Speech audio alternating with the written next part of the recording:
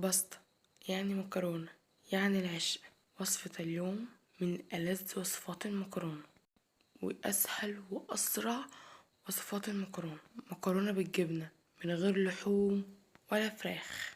بعمل الأكلة دي لما أبقى راجعة من الشغل وعايزة أعمل حاجة سريعة، راجعة ولقيت ماما عاملة حاجة مش جايلي مزاج لها، خلاص مش بيبقى قدامي غير المكرونة. ووصفة اليوم من ألذ وصفات المكرونة، لما بعملها بجد فعليا بيخطفوها من الطبق من بعض. شايفين جمال شكلها؟ بجد بجد تجوع. طعمها حلو جدا، لذيذة جدا، حاجة جوسي كده وقمر، تستاهل بقكم بجد. تنفع للغدا، تنفع تعمليها وتعزمي عليها صاحبتك اختك وتفترسوا الطاسة دي وتنسى هم الدنيا.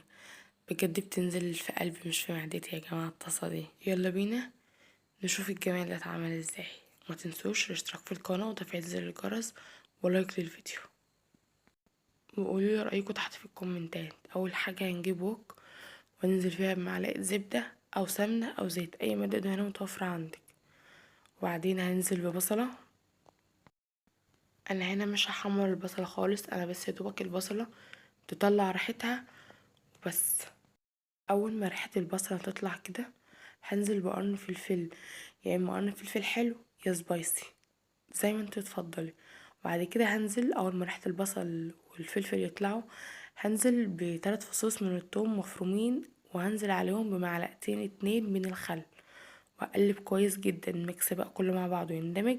وبعدين هنزل بطماطمايه واحدة بس متقطعة مكعبات صغيرة، وهديها تقريبا لحد ما تدبل، وهنزل عليها بكيس صلصة. وبعدين اقلبهم مع بعض كلهم ميكس بقى المكونات دي كلها. واول ما اوصل للقوام اللي انتوا شايفينه ده هديها هرسة بسيطة بس. ننزل بقى بالبهارات، هحط ربع معلقة من البهارات اللي هقول عليها: كمون، فلفل اسمر، كزبرة ناشفة، وملح، معلقة من الملح ومكعب مرقة دجاج. بس هي دي بس التوابل اللي هستخدمها النهاردة. هي الوصفة بسيطة جدا وسيمبل في كل حاجة، حتى في مكوناتها بسيطة.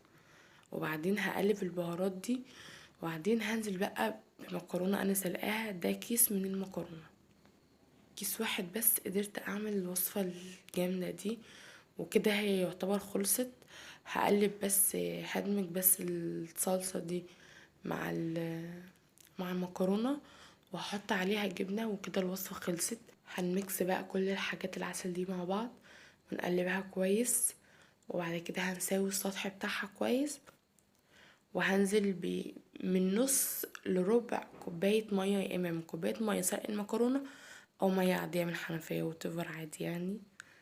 بعدين هنزل بقى بالجبنة الموتزاريلا، ممكن تحطي جبنة فيتا مش شرط موتزاريلا، بس دي جبنة موتزاريلا كانت متوفرة عندي.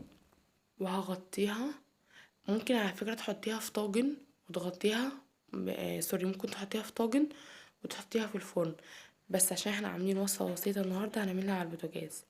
هنغطيها و5 دقايق على نار متوسطة الجبنة تسيح، ونشيل الغطا. وممكن نزينها بكزبرة، بس انا ما كانش عندي كزبرة بصراحة خضرة، فكان عندي البصل، فانا اصلا كنت بحب ميكس البصل مع الجبنة، فطلع حلو جدا يعني، البصل طلع كويس. كده الوصفة خلصت. جربوها، لان انتوا لما تجربوها هتدمنوها، هتعملوها دايما على طول.